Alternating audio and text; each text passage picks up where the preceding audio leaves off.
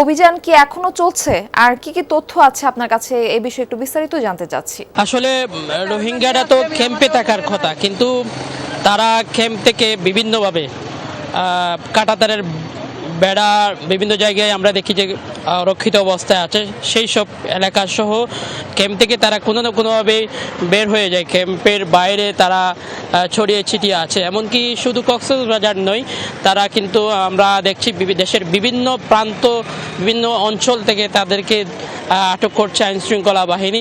সেটির যেমন আছে, আবার যেহেতু সামনে নির্বাচন, 12 তারিখ নির্বাচনকে সামনে রেখেই কিন্তু সেনাবাহিনীর পক্ষ থেকে অভিযান চালানো হচ্ছে। সেনাবাহিনীর নেতৃত্বে যৌথ বাহিনী, এখানে পুলিশ আমরা দেখছি, আর্ম পুলিশ ব্যাটালিয়ন এবং বাংলাদেশ পুলিশ সহ অনেকেই রয়েছেন।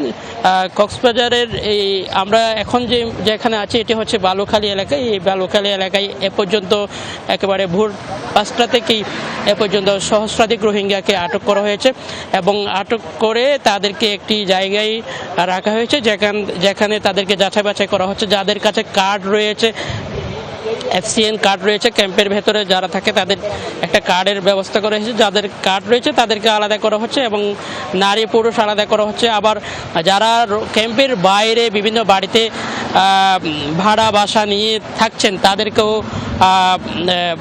আলাদা করা হয়েছে। আপনি নিশ্চয়ই দেখতে পাচ্ছেন ইতিমধ্যে বেশ কিছু রোহিঙ্গাকে গাড়িতে তোলা হয়েছে, সেনাবাহিনীর গাড়িতে। সেই গাড়ি করে কিন্তু তাদেরকে ক্যাম্পে নিয়ে যাওয়া হবে এবং এই অভিযান এখনো পর্যন্ত অব্যাহত রয়েছে। কুতুবী, ধন্যবাদ আমাদের সঙ্গে যুক্ত হবার জন্য। ডিটারজেন্ট বাদ দিন, ফ্লোর মুছতে লাইজল নিন। লাইজল ডিটারজেন্ট থেকে 10 গুণ বেশি পরিষ্কার করে চিটচিটে ভাব দূর করে। ঘর হয় কমপ্লিট ক্লিন। Lysol clean.